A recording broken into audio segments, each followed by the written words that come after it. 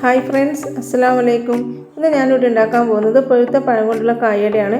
അധികം ആൾക്കാർക്കുള്ള സംശയമാണ് പഴുത്ത പഴം വെച്ചിട്ട് കായട ഉണ്ടാക്കാൻ പറ്റുമോ, അത് നന്നാവുമോ എന്നുള്ളത് സംശയം മിക്ക ആൾക്കാർക്കുണ്ട്. ഞാൻ ഉണ്ടാക്കുന്നത് അധികം പഴുത്ത പഴം വെച്ചിട്ടാണ്. എനിക്കതാണ് കുറച്ചും കൂടി നല്ലതായിട്ട് തോന്നിയിട്ടുള്ളത്. അപ്പോൾ നമ്മൾ കുറച്ച് കാര്യങ്ങൾ ശ്രദ്ധിച്ചു കഴിഞ്ഞാൽ നമുക്ക് നല്ല പഴുത്ത പഴം കൊണ്ട് തന്നെ നമുക്ക് കായട ഉണ്ടാക്കാം. ഞാനിപ്പോൾ എടുത്തിട്ടുള്ളത് ഇതുപോലെ പഴുത്ത അത്യാവശ്യം തൊലിയൊക്കെ കറുത്തിട്ടുള്ള പഴം തന്നെയാണ്. അപ്പോൾ ചില പഴം തൊലി കറുത്താലും ഉള്ളിലധികം പാകമായിട്ടുണ്ടാവില്ല, അതുപോലത്തെ ഒരു പഴമാണ് ഞാനിപ്പോൾ എടുത്തിട്ടുള്ളത്. പഴുത്ത പഴം എന്ന് വെച്ചിട്ട് ഒരുപാട് ഉടഞ്ഞ പഴം എടുക്കരുത് കേട്ടോ. ഇതുപോലെ അത്യാവശ്യം കുറച്ച് പാകാവാത്ത ഒരു പഴമായിരിക്കണം. ഞാനിപ്പോൾ ഇത് ഫുള്ളായിട്ട് പൊളിച്ചെടുത്തിട്ടുണ്ട്. ഇനി നമ്മളിത് ആവിയിലാണ് വേവിച്ചെടുക്കുന്നത്. അതിനുവേണ്ടി ഞാനിപ്പം വെള്ളം വെച്ചിട്ടുണ്ട്. വെള്ളം നല്ലപോലെ തിളച്ചതിന് ശേഷമാണ് നമ്മൾ പഴം വെച്ച് കൊടുക്കേണ്ടത്. പഴം വെക്കുന്ന സമയത്ത് നമുക്ക് സംശയം ഉണ്ടെങ്കിൽ ആദ്യം ഒരു പഴം മാത്രം പുഴുങ്ങി നോക്കിയിട്ട് അത് ഉടച്ചെടുത്തതിന് ശേഷം ബാക്കി പഴം പുഴുങ്ങിയെടുത്താൽ മതി. അങ്ങനെ സംശയമുള്ളവർ അങ്ങനെ ചെയ്താൽ മതി. പിന്നെ ഒരു കാര്യം പ്രത്യേകം ശ്രദ്ധിക്കണം, നമ്മൾ പഴം വെച്ചതിന് ശേഷം ഒരു 10 മിനിറ്റ് മാത്രമേ വേവിക്കുള്ളൂ. ഒരുപാട് സമയം വേവിക്കരുത്, പഴം ഒരുപാട് വെന്തുടഞ്ഞു പോകും. അപ്പോൾ നമ്മൾക്ക് പഴം വേവുന്ന സമയം കൊണ്ട് നമുക്ക് ഇതിലേക്കുള്ള ഫില്ലിങ് ഉണ്ടാക്കാം. അതിനുവേണ്ടി ഞാനിപ്പം 6 മുട്ട എടുത്തിട്ടുണ്ട്. 6 മുട്ടയ്ക്ക് 6 സ്പൂൺ പഞ്ചസാരയാണ് എടുത്തിട്ടുള്ളത്. ഞാനിപ്പം കുറച്ച് വലിയ സ്പൂണിനാണ് 6 സ്പൂൺ എടുത്തിട്ടുള്ളത്. അപ്പോൾ ചിലവർക്ക് നല്ല മധുരം വേണ്ടവരായിരിക്കും, അതനുസരിച്ചിട്ട് നോക്കിയിട്ട് ചേർത്ത് കൊടുത്താൽ മതി. ഞാനിപ്പം 6 സ്പൂണാണ് എടുത്തിട്ടുള്ളത്. നല്ല പോലെ ഒന്ന് അടിച്ചെടുക്കുക. ഇനി ഒരു പാത്രം ചൂടാകുമ്പോൾ അതിലേക്ക് കുറച്ച് നെയ്യ് ഒഴിച്ച് കൊടുക്കുക.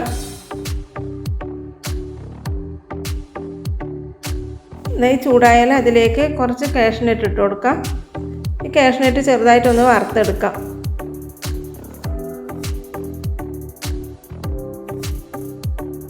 കാഷ്നട്ട് ചെറിയൊരു ബ്രൗൺ കളറാകുമ്പോൾ അതിലേക്ക് കുറച്ച് മുന്തിരിയും കൂടി ഇട്ട് കൊടുക്കാം.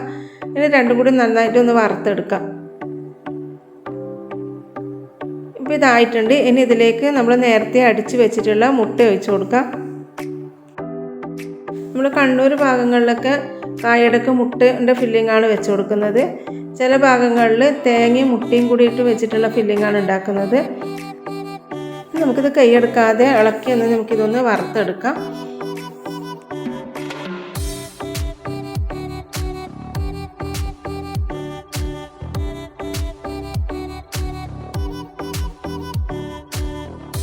ഇപ്പം നമ്മളെ മുട്ടേൻ്റെ മസാല ആയിട്ടുണ്ട്. ഇനി ഇതിലേക്ക് കുറച്ച് ഏലക്കപ്പൊടിയും കൂടി ഇട്ട് കൊടുക്കാം. മിക്സ് ചെയ്ത് ഗ്യാസ് ഓഫ് ചെയ്യുക. ഇനി നമ്മുടെ പഴമൊക്കെ നല്ലപോലെ വെന്തിട്ടുണ്ടാവും. ഇനി നമുക്ക് പഴം വെന്തോന്ന് നോക്കാം.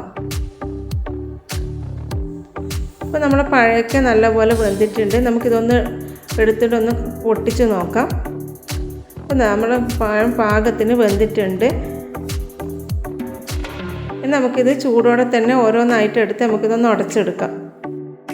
അപ്പോൾ ഇതുപോലെ നല്ല പഴുത്ത പഴമാകുമ്പോൾ നമുക്കിത് ഉടച്ചെടുക്കാൻ നല്ല എളുപ്പമായിരിക്കും. പെട്ടെന്ന് തന്നെ നമുക്ക് ഉടക്കാനും പറ്റും. ഇതുപോലെ ചെറുതായിട്ടൊന്ന് ഉടച്ചതിന് ശേഷം ഇതിലേക്ക് ആവശ്യത്തിനുള്ള പഞ്ചസാര ഇട്ട് കൊടുക്കാം. നല്ല പഴുത്ത പഴമായതുകൊണ്ട് അധികം മധുരം വേണ്ടി വരില്ല, കുറച്ച് പഞ്ചസാര ചേർത്ത് കൊടുത്താൽ മതി. ഇത് നന്നായിട്ട് കട്ടയൊന്നും ഇല്ലാതെ നല്ല പോലെ ഇത് നമുക്കൊന്ന് ഉടച്ചെടുക്കാം.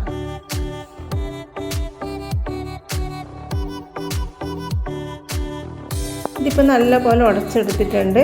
നമുക്ക് പെട്ടെന്ന് തന്നെ നമുക്ക് പഴുത്ത പഴയതുകൊണ്ട് ഉടച്ചെടുക്കാൻ പറ്റും. ഇനി നമുക്കിത് വേറൊരു പാത്രത്തിലേക്ക് മാറ്റാം.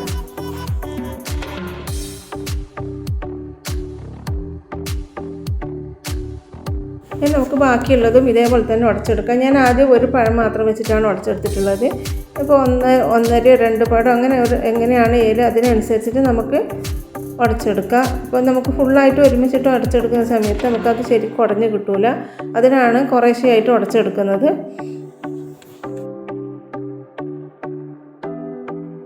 അപ്പോൾ നമ്മുടെ പഴമൊക്കെ ഫുള്ളായിട്ട് ഉടച്ചെടുത്തിട്ടുണ്ട്. നല്ല പേസ്റ്റ് പോലെ തന്നെ ഉടച്ചെടുത്തിട്ടുണ്ട്.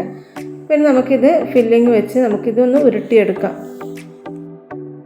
നമുക്ക് കയ്യിൽ കുറച്ച് ഓയിൽ തടിയിട്ട് നമുക്കിതൊന്ന് ഉരുട്ടിയെടുക്കാം. കുറേശ്ശെയായി എടുത്ത് ഉരുട്ടി ഒന്ന് കയ്യിൽ വെച്ച് പരത്തി കൊടുക്കാം. ഇപ്പോൾ പരത്തി എടുത്തിട്ടുണ്ട്. ഇനി ഇതിലേക്ക് നമ്മൾ നേരത്തെ ഉണ്ടാക്കി വെച്ചിട്ടുള്ള ഫില്ലിങ് വെച്ച് കൊടുക്കാം. ഇനി നമുക്കിത് നമ്മുടെ ഇഷ്ടമുള്ള ഷേപ്പിൽ നമുക്ക് ഉണ്ടാക്കിയെടുക്കാം. നമ്മൾ കരിമ്പൊക്കെ പഴം വെച്ചിട്ട് കായട ഉണ്ടാക്കുന്നതിനെക്കാട്ടും പഴുത്ത പഴം വെച്ചിട്ട് ഉണ്ടാക്കുമ്പോൾ നല്ല ടേസ്റ്റാണ്. എല്ലാവരും ഒന്ന് ട്രൈ ചെയ്ത് നോക്കുക. നിങ്ങൾ ആദ്യമായിട്ടാണ് എൻ്റെ ചാനൽ കാണുന്നതെങ്കിൽ സബ്സ്ക്രൈബ് ചെയ്യാത്തവരുണ്ടെങ്കിൽ ഒന്ന് സബ്സ്ക്രൈബ് ചെയ്യുക. നിങ്ങൾക്ക് എൻ്റെ റെസിപ്പി ഇഷ്ടമായിട്ടെങ്കിൽ ഷെയറും ലൈക്കും ചെയ്തൊന്ന് സപ്പോർട്ട് ചെയ്യാം. ഇപ്പോൾ നമ്മുടെ കായയുടെ ഫുള്ളായിട്ട് ഉണ്ടാക്കിയെടുത്തിട്ടുണ്ട്. ഞാനിതിപ്പോൾ ഫ്രൈ ചെയ്യുന്നില്ല, ഞാനിത് ഫ്രീസറിലേക്ക് വെക്കുകയാണ് ചെയ്യുന്നത്. ഫ്രൈ ചെയ്യുന്നത് ഞാൻ പ്രത്യേകിച്ചിട്ട് ഇതിലൊക്കെ കാണിക്കുന്നില്ല. ഇൻഷാ അല്ലാഹ് മറ്റൊരു റെസിപ്പി ആയിട്ട് വീണ്ടും കാണാം.